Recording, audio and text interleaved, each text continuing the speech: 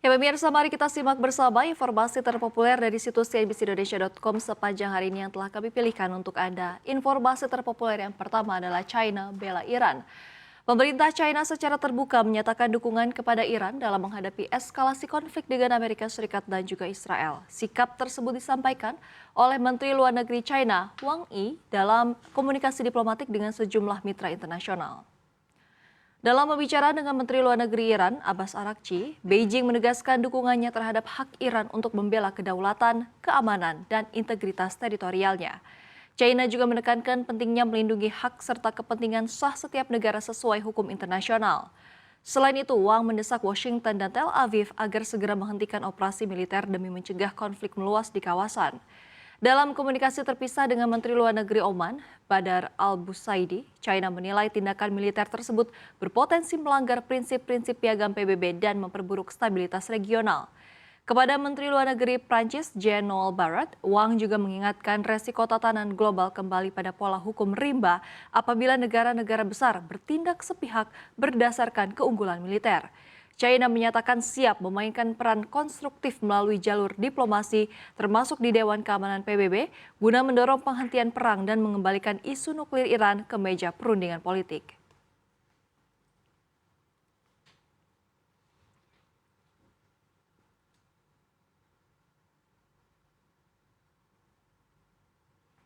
Sementara itu, informasi terpopuler yang kedua adalah Erdogan serukan gencatan senjata. Presiden Turki Recep Tayyip Erdogan menyerukan penghentian pertumpahan darah menyusul meluasnya konflik antara Iran melawan Amerika Serikat dan Israel ke kawasan Arab. Dalam pidatonya di hadapan kader partai AKP di Ankara, Erdogan menegaskan bahwa Turki berada di pihak perdamaian dan menginginkan konflik segera dihentikan.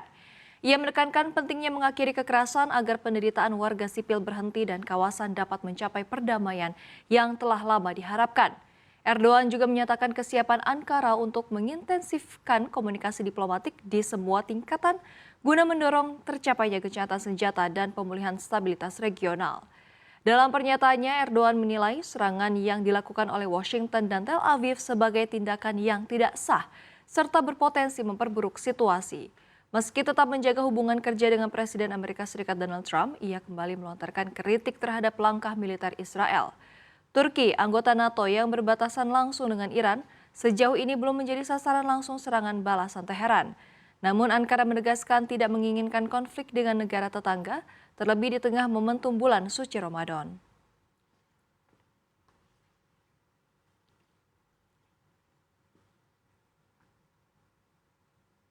Sementara itu, informasi terpopuler yang ketiga datang dari dalam negeri. Antisipasi gangguan pasokan minyak ke Republik Indonesia. Menteri Koordinator Bidang Perekonomian Erlangga Hartarto memastikan cadangan energi nasional khususnya bahan bakar minyak atau BBM tetap dalam kondisi aman di tengah eskalasi konflik antara Iran, Amerika Serikat, dan Israel. Menurut Erlangga, pemerintah terus memantau perkembangan situasi untuk menentukan langkah antisipasi sesuai durasi dan tingkat eskalasi perang. Erlangga menjelaskan skenario mitigasi akan berbeda apabila konflik berlangsung panjang, seperti perang di Ukraina atau hanya bersifat jangka pendek. Ia juga menegaskan bahwa Indonesia telah memiliki nota kesepahaman antara Pertamina dengan sejumlah perusahaan migas asal Amerika Serikat seperti Chevron dan juga ExxonMobil yang diyakini dapat membantu menjaga pasokan energi nasional. Sementara itu, Menteri SDM Bahlil Lahadalia melaporkan stok BBM nasional saat ini berada di atas 20 hari. Pemerintah juga tengah menghitung dampak penutupan Selat Hormuz terhadap pasokan dan harga minyak dunia, mengingat Indonesia masih mengimpor sekitar 1 juta barel minyak perharinya. Bahlil menyatakan akan melaporkan kondisi terkini kepada Presiden Prabowo Subianto dan segera menggelar rapat bersama Dewan Energi Nasional untuk merumuskan langkah mitigasi lanjutan.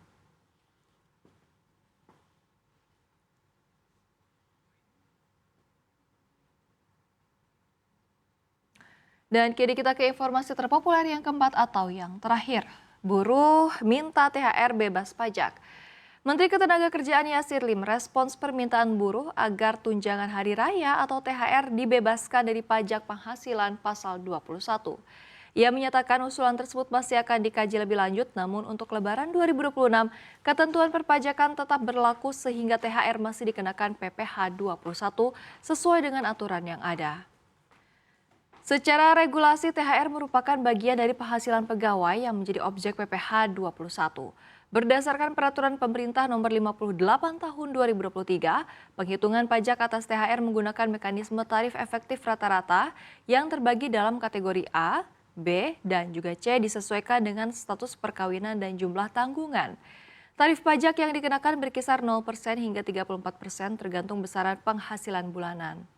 Sebelumnya, Presiden KSPI sekaligus Presiden Partai Buruh Said Iqbal mendesak agar THR tidak lagi dipotong PPh 21 mulai tahun ini. Ia menilai penggabungan pembayaran gaji dan THR dalam 1 bulan membuat penghasilan pekerja melonjak dan terkena tarif pajak progresif, bahkan bagi buruh yang sebelumnya berada di bawah batas penghasilan tidak kena pajak. Iqbal berharap pemerintah termasuk Presiden Prabowo Subianto mempertimbangkan keluhan tersebut demi meringankan beban pekerja menjelang Lebaran.